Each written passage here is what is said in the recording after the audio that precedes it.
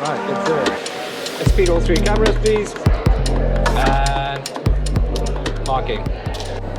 Dr. Anita. Sorry, I keep dropping the doctor. It's fine. It's fine. It's an old one. Anita, tell me what is it that you guys do? So at the Technology Innovation Agency, we've been set up some 14 years ago.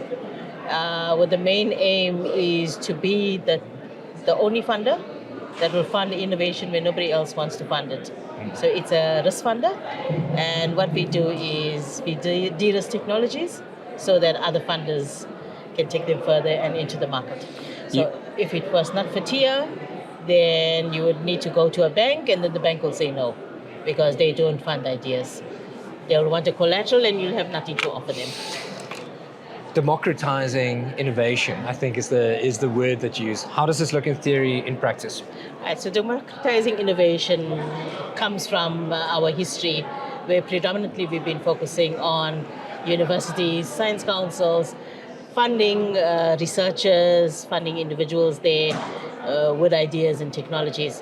But in terms of communities, in terms of unemployed youth, in communities that can solve their existential challenges, we had nothing in the past. Yeah. So since 2019, in 2019 we launched a program called the Grassroots Innovation Program, and this is the first of its kind in South Africa. It has been quite successful in India, and we've learned a lot of lessons from our Indian counterparts. But with the Grassroots Innovation Program, there's two things we focus on.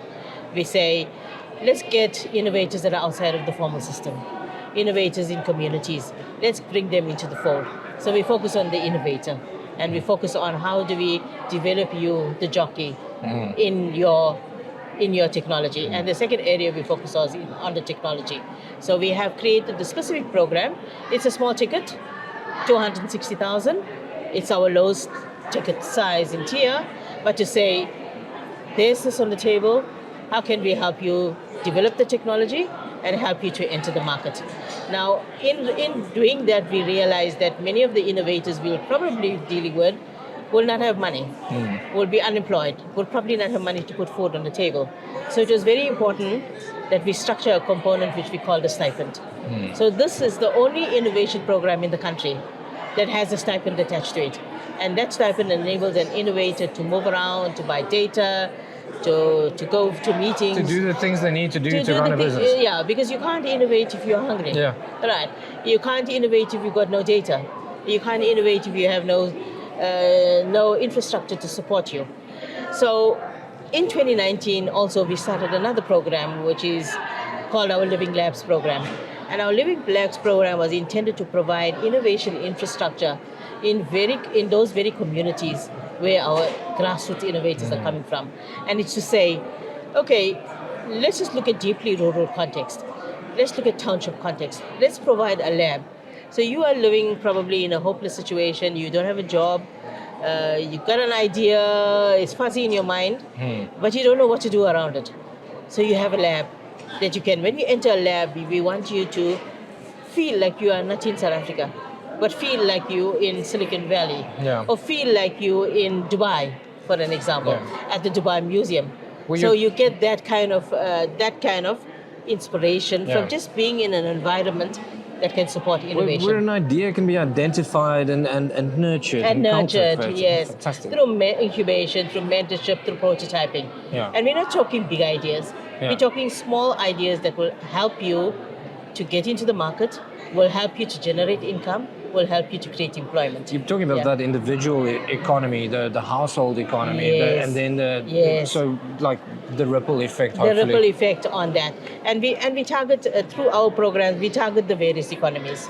So we would look at the township economy, we'd look at the rural economy, we'd look at the small town economy as well, because very often small towns have been missed in terms of support that you could provide. It's funny that it's not funny. Like I can completely see the need for this here. Like if I'm thinking about the entrepreneurship journey that I've been on, and I'm solving problems that I'm familiar with. That's in my network, in my frame of reference, because I'm best suited to solve these problems.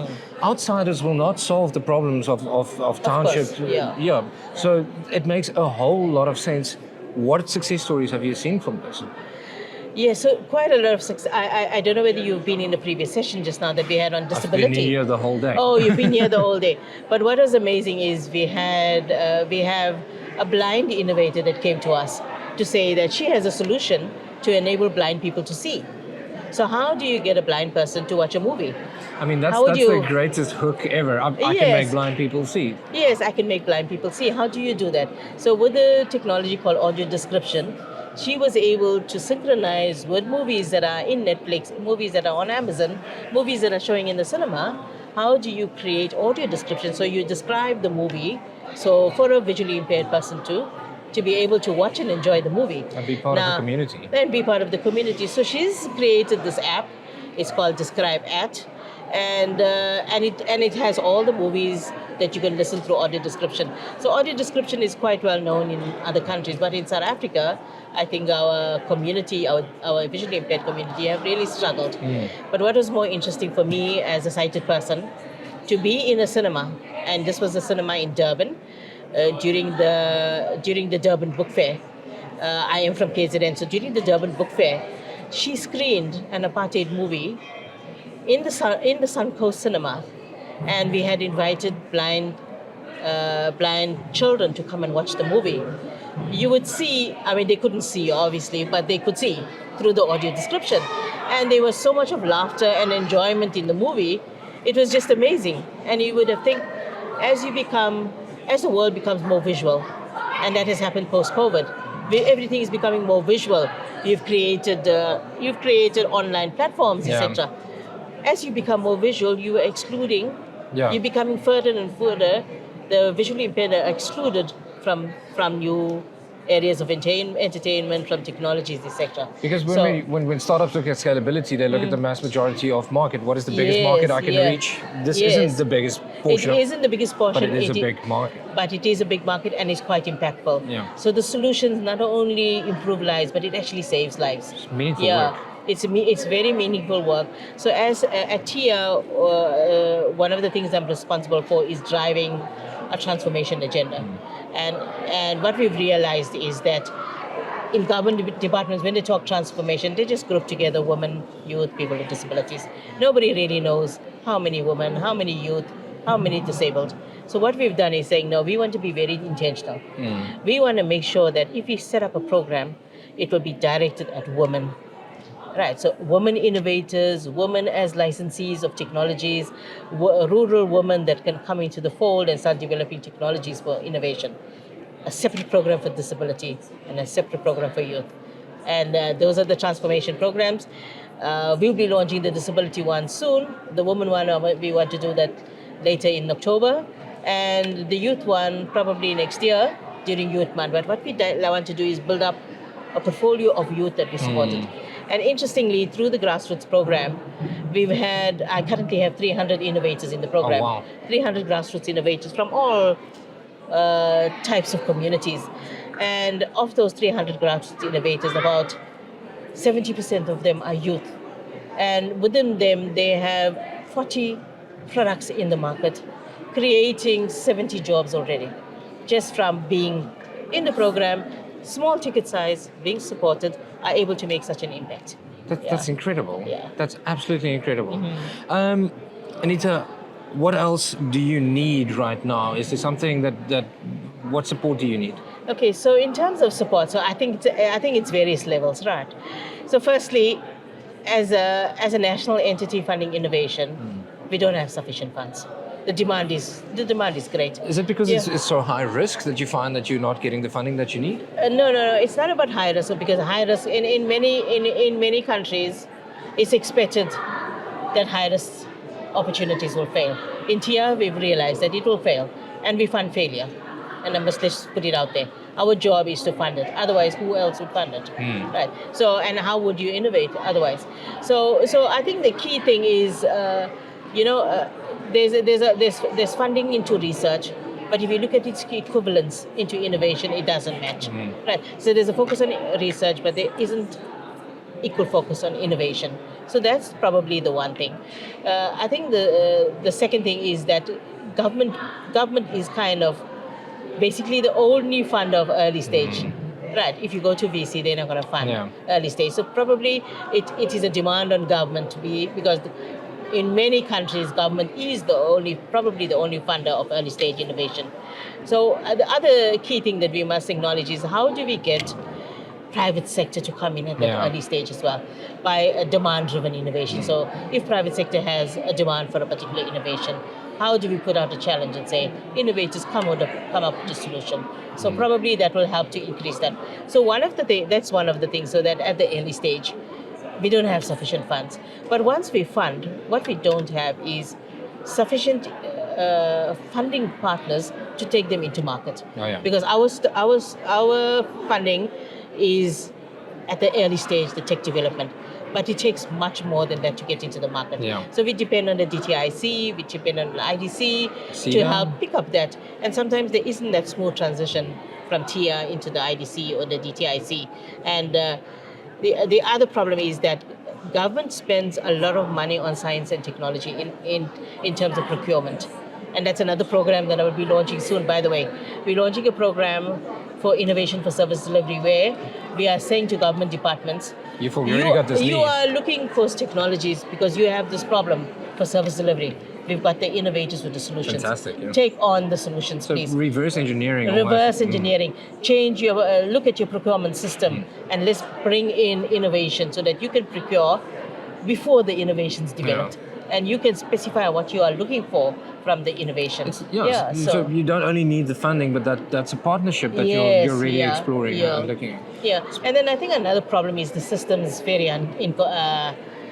uncoordinated. Right, so you'd find that you would have partners that probably are looking for the same things. Oh, but they're not. But we don't have a continuum of support. So that is probably another area of struggle. And then I think but the opportunity is, I think other markets like the US market, the UK market, find what we do in South Africa very attractive. So take this conference for an example. I've met a lot of US VCs that are here looking for a pipeline and looking for startups. So that's attractive. But what we need to make sure is that there is that sufficient. If we've supported it, at least there is a company created in South Africa. We can have a company in the US as well, but at least benefit the country as well. In terms of that economy that it comes from. So that is what we ask for. You can go out, but let not it be a drain to our problems. 100%. Because our problems are unemployment at such a high rate. Our youth group being unemployed. But we've, in terms of the programs we're putting in motion, I think we've seen traction, and I see a lot of our innovators are exhibiting here, and you listen to them and you say, I think a lot of them come back to you to say, Dr. Anitha, if it wasn't for you, if it wasn't for Tia, my life wouldn't be the same. You've changed my life. Meaningful, positive impact work. Yes, Is there anything better? It brings purpose to my life. So I can retire very comfortably knowing that I've left at a certain point that it's meaningful. You've made my job so easy. I think I asked 3 questions and you've just gone with it. I've got no more. I did want to ask you on, you've quickly spoken to partnerships and what's happening at this convention specifically. The South African Innovation Summit, how important is it to get all of these stakeholders into one room, addressing these concerns, addressing these needs? How have you found it? So I think for the South African Innovation Summit, I think what is key is that this needed to be 20 times what it is, because our startup community is large. Right. And we don't want this to be an exclusionary event. Right. Exclusionary in terms of how do we access it, how do we support startups to come here. So, if you look at other countries and how they run something like this, it would be a big event drawing 50,000 people. Right. And it will be in a marquee. You'll have these different tents set up all over the place. You'll have this.